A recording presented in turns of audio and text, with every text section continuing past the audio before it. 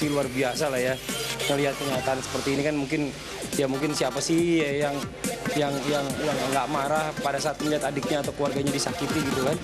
Aku, Mas Anang, Arsi yang parah. Arsya baru anget, orang Majil jangan sampai sakit. Punya anak. Punya anak, terus apa namanya? Makanya suka dulu sama anak kecil biar dikasih ya. Nama ini ya, Ngeramein walimah ini pertama seru banget acaranya karena unik. Terus kita juga belum pernah ke acara kayak gini, jadi seru-seruan aja. Tempat tidurnya.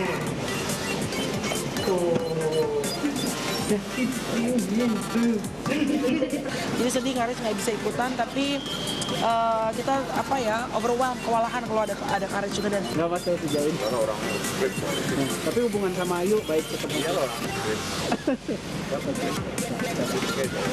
Oh.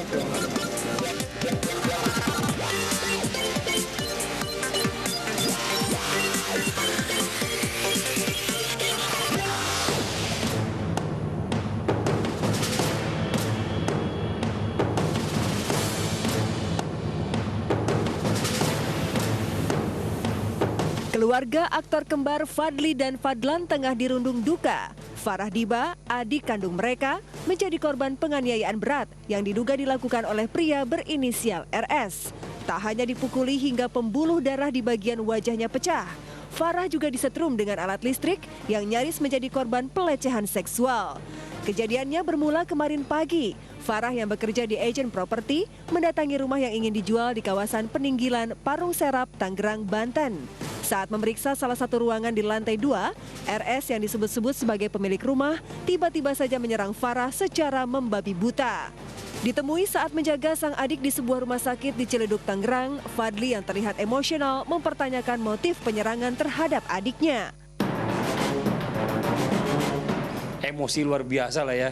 Ngelihat kenyataan seperti ini kan mungkin siapa sih yang nggak marah pada saat melihat adiknya atau keluarganya disakiti gitu kan. Ini kebetulan adik saya lagi usaha sebenarnya. Dia ini agen properti yang mencoba menjual rumah. Nah ini adalah klien yang mencoba menjual rumahnya. Mencoba untuk menjual rumahnya dan ternyata setelah sampai di lokasi itu datang lihat semuanya segalanya seperti biasa. Ternyata pas dilihat lantai kedua pada saat lengah sedikit dibekap, terus dipukulin, disetrum. Saya nggak habis pikir saya, apa modusnya mungkin? Apakah dia mau memperkosa atau bagaimana? Tapi kenapa dia harus memukuli dengan bertubi-tubi dan nyetrum bertubi-tubi gitu loh? Apa maksudnya gitu?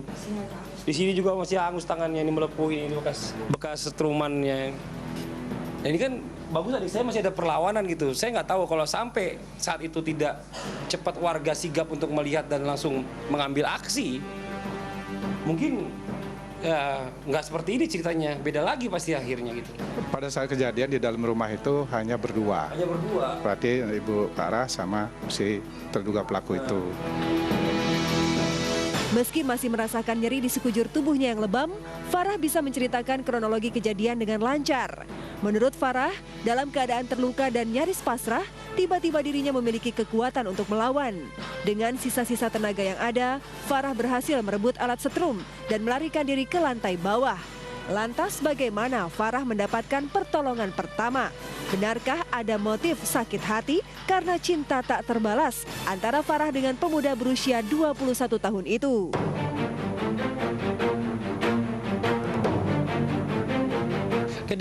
Dari lihat rumah yang sebelah sini lantai 2 ya Farah ya? Iya, jadi aku tuh lagi berdiri di kamar yang atas itu, ada retak di atasnya. Dia manggil saya, "Mbak, maaf," katanya, "tolong dong, ini kalau ini gimana ya caranya," katanya, "biar supaya bagus lagi." Itu saya bilang, saya sebagai agen properti, saya pasti kita ngecek kan bahannya. "Oh gak apa-apa Pak, gampang, ini ntar tinggal dikompon aja, terus ini tugas dari tukang, pasti bisa dihandle, nggak kelihatan," saya bilang gitu kan. Nah itu dia nggak ngomong, tiba-tiba saya dari belakang dibekap, ditarik tarik, saya dipukul langsung jeder. Setelah itu saya masih balik arah madep begini, saya masih dipukul lagi, disetrum saya. Setelah itu dilemparin ke tempat tidur, saya dibekep pakai bantal. Sampai bantal dia bilang gak akan ada yang dengar, katanya kamu teriak, katanya dia bilang gitu kan.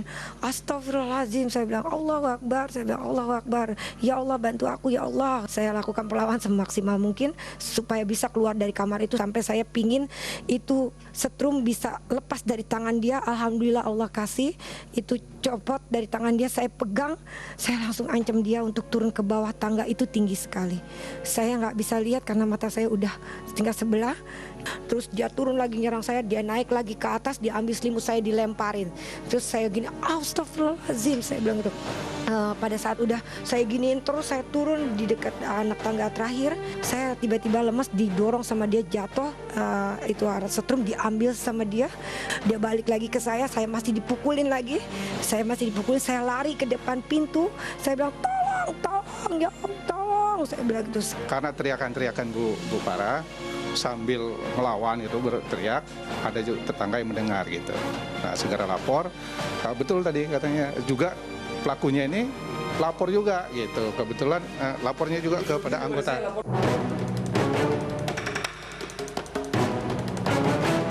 Hingga kini masih belum jelas kronologi kejadian menurut versi RS. Yang pasti Fadlan, adik kembar Fadli yang juga kakak Farah Diba, sempat mendatangi Polsek Ciledug untuk mengambil data-data RS. Kalau mau lihat lebih jelasnya ada di BAP ya, ada di BAP. Saya juga ngomong juga takutnya ada yang tersilap atau kayak gimana. Saya salah, saya nggak mau, saya takut saya salah. Saya lagi di rumah, ditelepon sama ibu saya, terus saya telepon ke adik saya nangis-nangis. Ya saya langsung samperin ke TKP-nya. Ya jadi datang situ untuk mau ngambil data-datanya. Dia ngaku pada itu namanya siapa? Joe Alexander. Padahal secara di KTP namanya dia itu ternyata Rio siapa gitu namanya itu ya.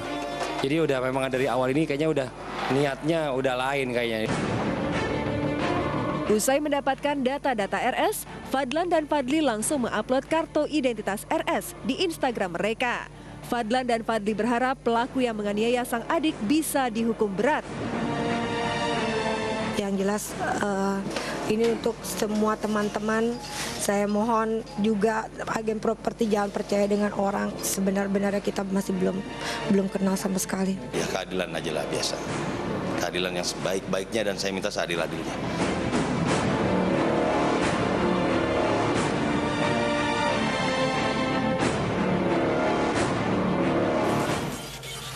Ya pemirsa, keadaan seperti ini sangat disayangkan ya Jem. Betul sekali Asya, dan ditambah lagi juga ini adalah kasus maupun juga sesuatu yang bisa dikatakan kita harus bisa belajar dari itu. Dalam artian kita juga nggak boleh bisa cepat percaya juga. Tapi ini untuk Fadli maupun juga Fadlan yang sabar dan juga adiknya cepat sembuh juga dan bisa beraktivitas kembali begitu ya. Dan pastinya mudah-mudahan tim dari polisi bisa memberikan hukuman yang seadil-adilnya juga begitu kan ya. Setimpal dengan perbuatan yang dilakukan pelaku dengan korban. Betul. Adik dari Fadli dan juga Fadlan. Pokoknya semoga semuanya berjalan dengan lancar. Pastinya Asya, dan juga pemirsa seperti biasanya kita juga berharap lancar ya untuk memberikan. Iya dong, kita sapa dulu pemirsa. Sampai jam 4 sore nanti, saya Asya Syara. Dan juga saya Yus Purba, kenal berita selebriti terkini hanya tentunya di Obsesi. Nah, next ini ya, kalau tadi kan soal adiknya Fadlan. Sekarang ada siapa?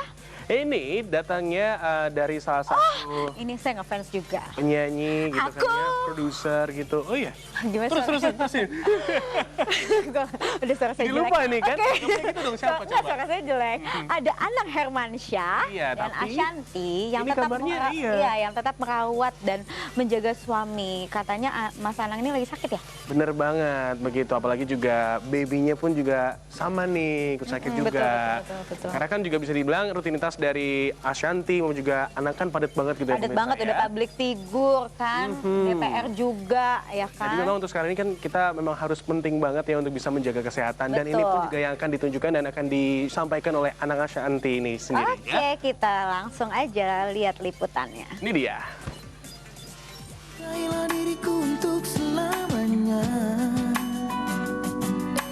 Milikilah diriku untuk selamanya. Profesionalisme Ashanty sebagai artis mendapat ujian berat. Saat kondisi tidak fit, bahkan Anang Hermansyah suaminya sedang sakit, Ashanty tetap pergi ke Bandung untuk menghadiri sebuah acara. Yang paling dilematis, Ashanty juga harus mengajak Arsy, putrinya yang sedang demam, lantaran kontraknya dengan sebuah produk popok bayi satu paket dengan Arsy. Namun benarkah Anang sempat meminta Ashanty untuk membatalkan kontrak secara dadakan? Ya, oke, halo pemirsa, hari ini mau acara di Bandung. Yuk, ikut yuk. Sama Baby Arsy yang lagi bobo terus. Acaranya yang jelas ini iklannya kan aku sama Arsy. Jadi walaupun Arsy sakit, memang udah kontrak, ya harus datang gitu. Mas Anang udah bilang, batalin aja deh gitu. Aku bilang, aku juga sempat tanya, Mas bisa nggak sih kalau masih bisa?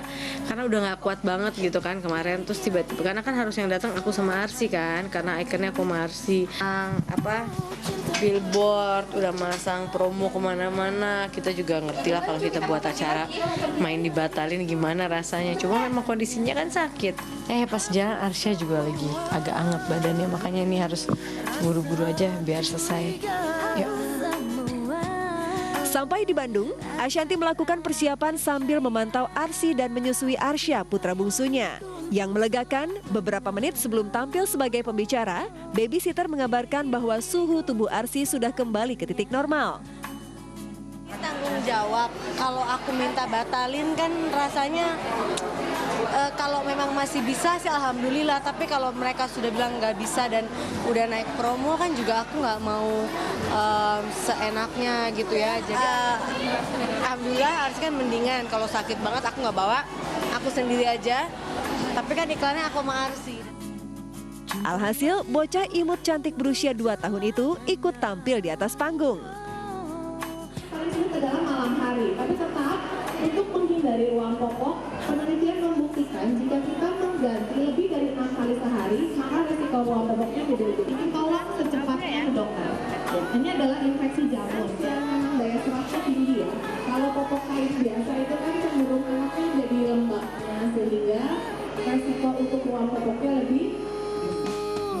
Meski tampil dalam keadaan pening dan influenza, performa Ashanty mampu menghidupkan suasana. Demikian pula Arsy, yang di atas panggung terlihat cukup aktif lagi menggemaskan. Penonton pun dibuat gemas oleh tingkat Arsy yang lugu dan spontan. Sebagai ibu, Ashanty merasa bangga karena Arsy punya banyak penggemar di Bandung. Lihat fansnya Arsy tuh. Tangannya dong. Alhamdulillah Arsy banyak fansnya ya? Iya. Terima kasih Bandung bilang. Terima kasih Bandung.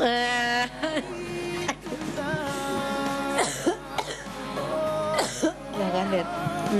Batuk deket dia nggak apa-apa karena dia batuk juga. Wah jangan deket sama Baby Arsya karena Baby Arsya yang kasihan soalnya nular. Aku Mas Anang Arsy yang parah. Arsya baru anget, Aurel Majil jangan sampai sakit. Namun dasar anak-anak, sikap Arsy mudah sekali angin-anginan atau berubah dalam waktu cepat. Arsy yang biasanya senang berceloteh dan bernyanyi, kali itu enggan menunjukkan suara merdunya. Nyanyi apa? Arsy mau lagu apa? Oh Bibi. Oh tadi yang tadi di mobil sama Bunda.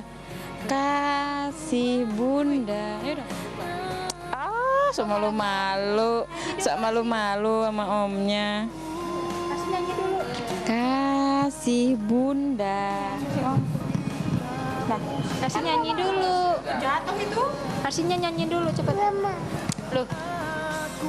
Di balik ujian berupa penyakit yang menimpa keluarganya, Ashanty mendapatkan hikmah berharga. Ternyata konsistensinya dalam menjaga profesionalitas berakhir manis. Kontrak kerja yang sudah terjalin lama berjalan dengan lancar. Alhamdulillah banget, aku juga nggak ngerti di kamar nggak mau dia nggak mau. Pas tadi di sana makanya terus dijawab pilihan Bunda, tahu aja Bunda cari duit, aduh ya Allah.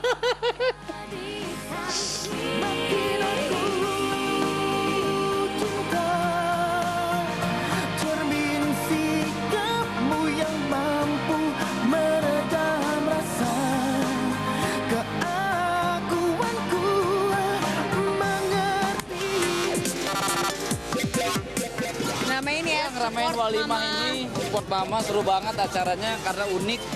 Terus kita juga belum pernah ke acara kayak gini, jadi seru-seruan aja.